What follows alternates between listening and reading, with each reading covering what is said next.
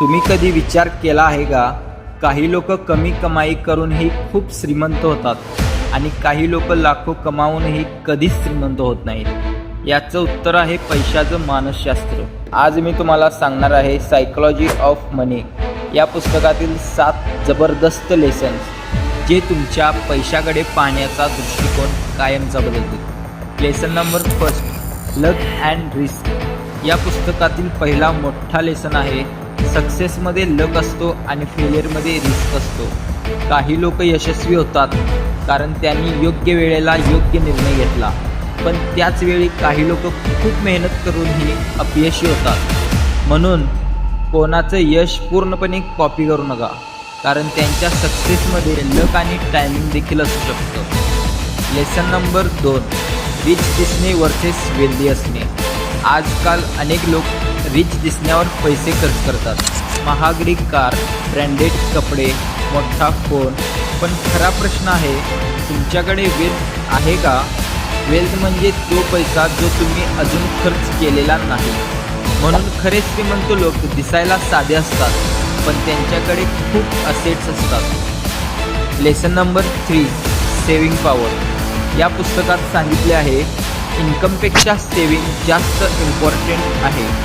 जर तुम्ही 30,000 कमावून 10,000 सेव्ह करत असाल, तर तुम्ही 1,00,000 कमावून सगळं खर्च करणाऱ्या व्यक्तीपेक्षा जास्त स्मार्ट आहात. सेव्हिंग म्हणजे फायनान्शियल फ्रीडमचं फाउंडेशन.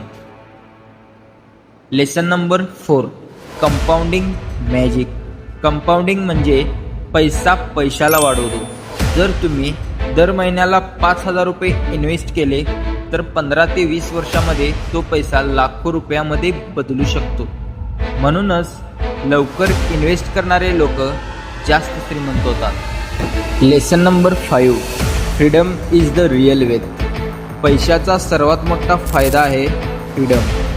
तुम्हाला काय करायचं आहे, कधी करायचं आहे, कोणासोबत करायचं आहे हे ठरवण्याचे स्वातंत्र्य. म्हणून पैसा फक्त लक्झरीसाठी नाही, तो फ्रीडमसाठी असतो. लेसन नंबर 6, नेवर कम्पेअर मनी. आज सोशल मीडियामुळे लोक सतत कंपॅरिझन करतात. तो मित्र कार घेतो, तो घर घेतो, तो परदेशात फिरतो, पण प्रत्येकाची फायनान्शियल जर्नी वेगळी असते. कंपॅरिझन केल्याने तुम्ही चुकीचे फायनान्शियल डिसिजन घेता. Lesson number 7, long term thinking. खरे श्रीमंत लोक शॉर्ट टर्म नाही, लॉंग टर्म विचार करतात. ते आज छोट्या सॅक्रिफायसेस करतात, जेणेकरून भविष्यात मोठा रिवॉर्ड मिळेल. म्हणूनच पेशन्स हा पैशामधील सर्वात मोठा सिक्रेट आहे. या पुस्तकाचा सार एकच आहे, मनी.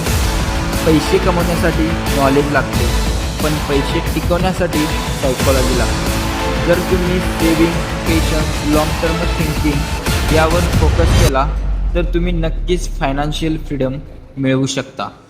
जर तुम्हाला अशाच पॉवरफुल बुक लेसन्स मराठीत पाहायचे असतील, तर चॅनल सबस्क्राईब करा, कारण पुढच्या व्हिडिओमध्ये मी सांगणार आहे रिच डॅड पुअर डॅडचे 7 लाईफ चेंजिंग लेसन.